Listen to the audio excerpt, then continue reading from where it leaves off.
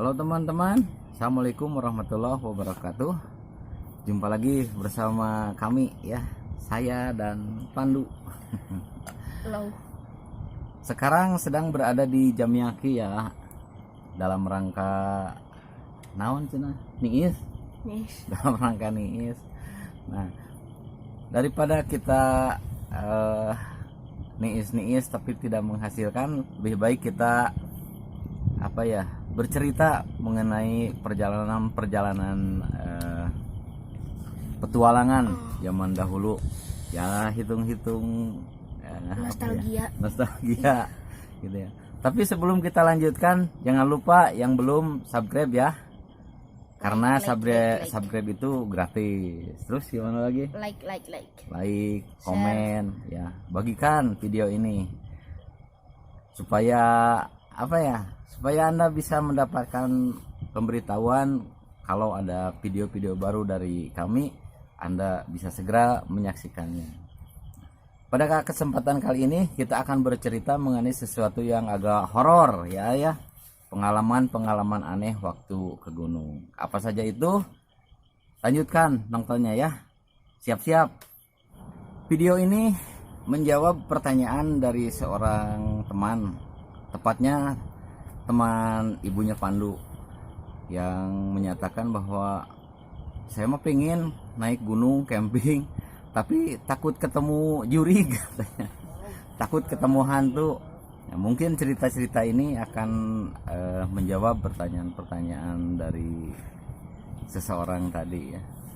Pada prinsipnya kita sebagai makhluk Tuhan itu memang diciptakan berdampingan dengan makhluk lain ya, makhluk daripada, dan itu wajib percaya. Jadi penjelasannya jangankan di gunung ya, di perkotaan atau di tempat tinggal kita juga ada seperti itu. Cuma yaitu tadi soal penampakan atau soal aktivitas mereka itu kadang-kadang kita bisa ditakdirkan bisa melihat atau tidak gitu, seperti itu. Ada beberapa contoh yang mungkin bisa saya sampaikan di sini, apa yang terjadi ketika di gunung yang bersentuhan dengan hal-hal aneh lah, makhluk gaib seperti itu. Cerita pertama yang akan saya sampaikan adalah pada saat pengalaman mendaki Gunung Slamet ya, gunung tertinggi di Jawa Tengah. Berapa tingginya? 3.428 mdpl ya, itu Gunung Slamet. Waktu itu naik via Bambangan ya. Nah, salah satu kejadian yang cukup aneh itu pada saat kami berkemah di atas pos Samyang Rangkah. Nah, di Samyang Rangkah itu ada mata air ya. Ada mata air yang bisa dipergunakan para pendaki untuk mengisi perbekalan air menuju ke puncak. Nah, waktu kami camping di atas Samyang Rangkah itu sudah malam, kemudian kami beraktivitas di luar tenda dan kami melihat sinar senter ya, sebagaimana kita memegang senter malam hari terlihat seperti memberi tanda gitu ya. Jadi senternya bukan ke tanah tapi ke udara, dan itu jelas terlihat dari tempat kami camping. Nah, cerita berlanjut, besok pagi ada rombongan yang naik, kemudian kami tanya, kalian yang camp di Samyang Rangkah? Oh enggak, kami naik langsung dari base camp katanya. Oh, di Samyang Rangkah nggak ada yang camping? Dia bilang nggak ada yang camping gitu. Kemudian saya tanya juga, penasaran soalnya, waktu turun kalian berpapasan nggak? Waktu naik kalian berpapasan nggak sama yang turun? Nggak ada yang turun gitu katanya, seperti itu. Teka-teki ini terjawab pada saat teman saya mau packing, mau ke puncak ya, pagi-pagi istilahnya mau summit gitu. Pas dicek ternyata senternya hilang, sama bukan hilang, senternya nggak ada, bersama dengan tempat tempat air jerigen, tidak ada. Sudah tidak ambil pusing, naik, pendek cerita naik ke puncak. Pas turun penasaran, mampir dulu ke Samyang Rangkah, ke mata air, dan disitulah teka-teki ini terjawab. Senternya ada di situ sama jerigennya masih ada. Jadi siapa yang memainkan senter malam-malam di Samyang Rangkah? Jawabannya terserah persepsi Anda. Kalau Kabilem begini, teman-teman, cerita yang terjadi di Gunung Slamet tadi itu kejadiannya sekitar tahun 96 lah antara itu. Udah lama sih. Kemudian cerita yang agak baru, bukan cerita ya Ndu ya, tapi pengalaman yang masih hangat itu waktu tahun 2019 ya. Waktu kita naik ke Gunung Guntur via Citiis. Keanehan pertama, atau memang mungkin ini karena kami pertama kali lewat Citiis ya. Biasanya kalau kita ke base camp kan dingin ya di base camp. Nah, yang terasa waktu kami tiba di base camp Citiis itu gerah, harudang ya. Terus apa lagi? Banyak nyamuk. Wah, sampai Tipa dievakuasi, tidur di mobil. Tadinya di base camp, gak tahan nyamuknya, pindah ke mobil. Masih tetap banyak nyamuk ya. Nah, entah aneh entah tidak itu ya, itu mah mungkin karena pertama kali kami ke sana jadi belum tahu. Yang kedua kali harudang atau loba reungit duka gitunya. Pagi hari pada saat kami mau berangkat, itu air minum sudah keluar dari mobil, sudah disimpan. Ternyata waktu berangkat tertinggal ya, ketinggalan. Bah, itu mungkin takdir.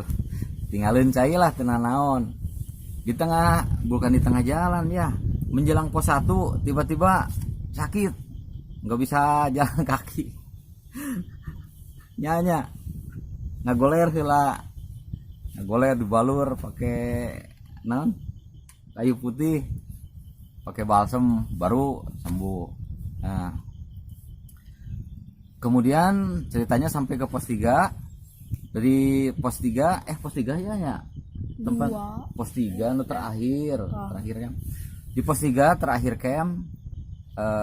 Barang kan disimpan di pos penjaga. Kita ngisi air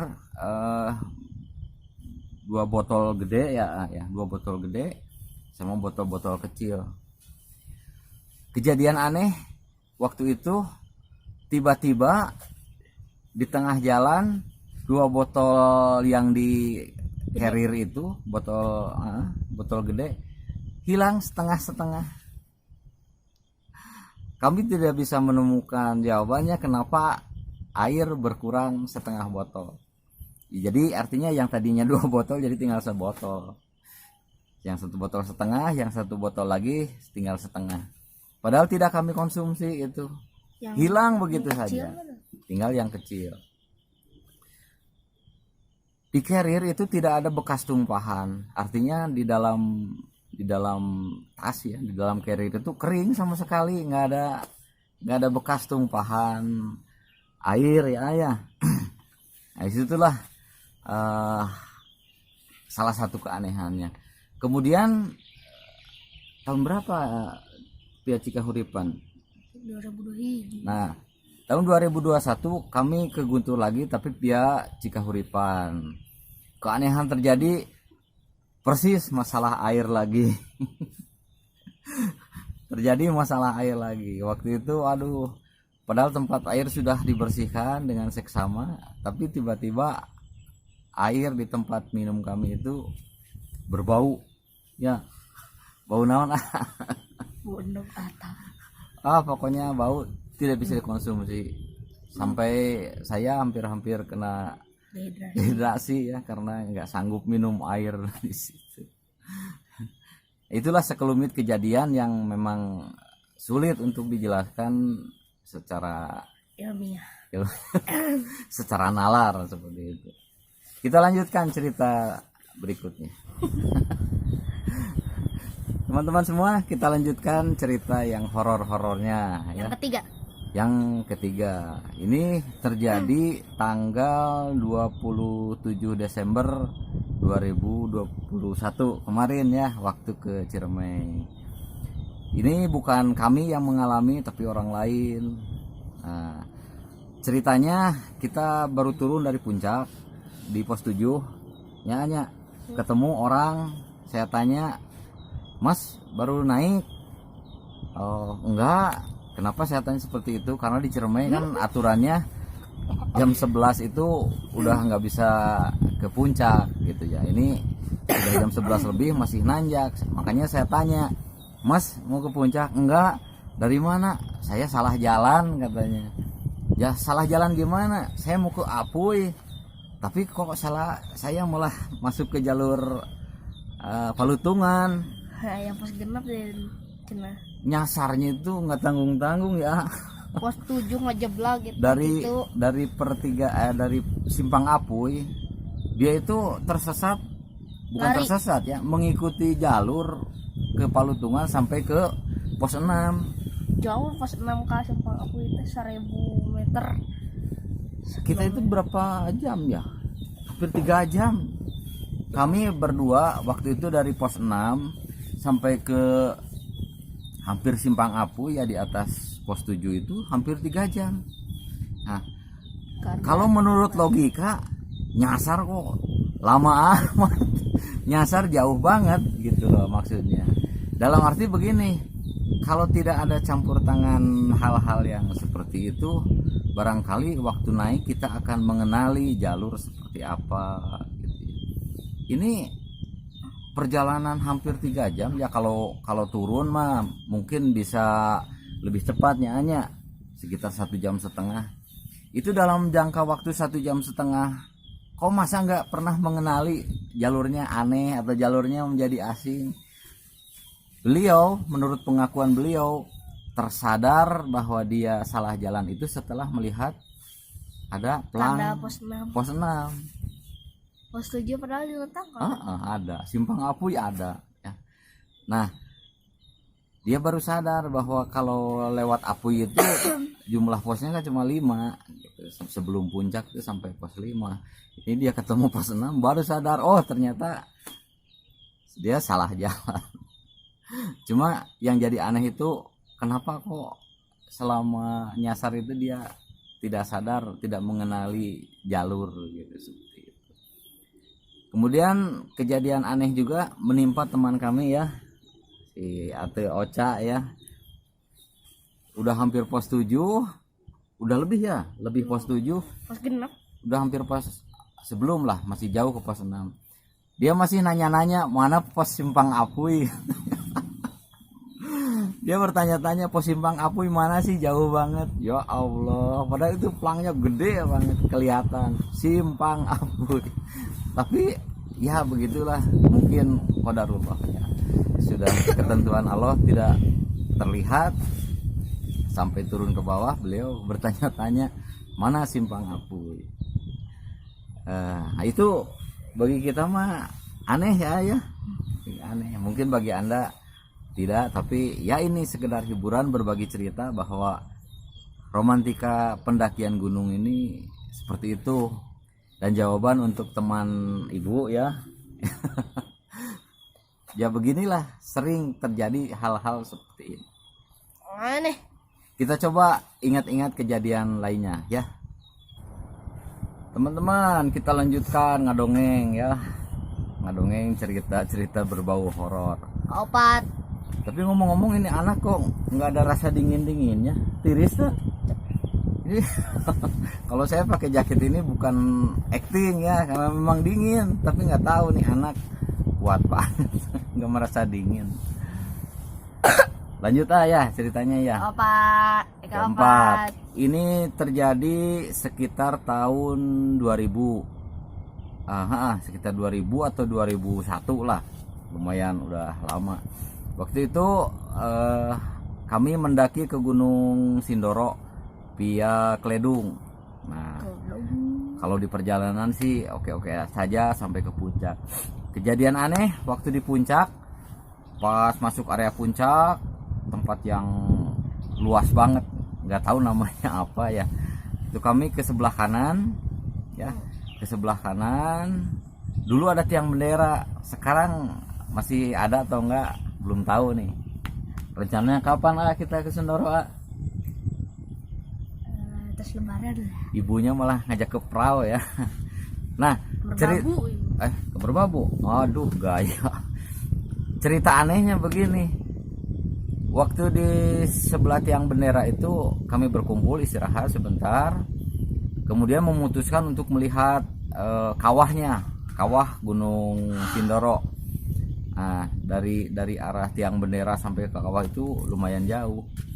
Jadi saya sengaja diam di tiang bendera supaya itu bisa menjadi patokan untuk pulang. Karena pada saat itu saya melihat luas banget gitu ya puncak Sindoro. Ditambah agak berkabut, jadi gelap. Makanya dengan tiang bendera itu bisa jadikan patokan pada saat nanti kami pulang dari kawah bisa melihat ke arah tiang bendera. Nah, dari tiang bendera kami berjalan. Ada sekitar 10 sampai 15 menit. Tapi kejadian anehnya setelah 15 menit berjalan, tiba-tiba kami berhadapan dengan tiang bendera tempat kami tadi berangkat. Loh, ini tiang bendera tempat kita tadi berangkat kan, barang-barang kita juga masih ada di sini. Cukup aneh. Ya sudah, istighfar saja. Bismillahirrahmanirrahim, berangkat lagi. Berangkat itu perasaan lurus gitu loh, lurus. Tiba-tiba 15 menit kemudian tiba lagi di situ. Artinya berputar lagi ke tiang bendera itu. Padahal perasaan kami berjalan lurus. Oke lah, dasarnya darah muda, nggak gampang menyerah. Ayo kita ketiga kalinya, masa sih berangkat ketiga kalinya. Kejadian serupa lagi. Sudah lama berjalan menembus kabut, tiba-tiba tiang bendera di depan mata. Astagfirullahaladzim.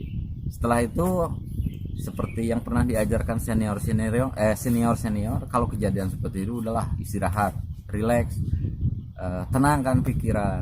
Makanya ngopi, masak mie dulu, santai, ngobrol-ngobrol.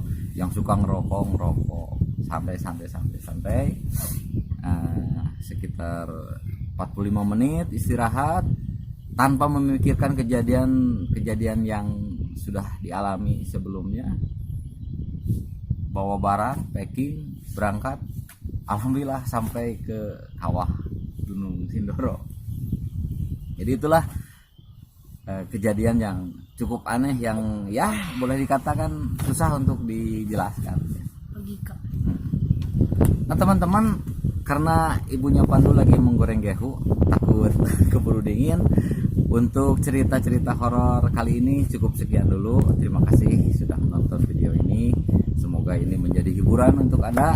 Terima kasih sekali lagi, jangan lupa Like, subscribe, share, and komen. Komen. Terima kasih. Assalamualaikum warahmatullahi wabarakatuh. Dadah. Waalaikumsalam. Lanjut part 2.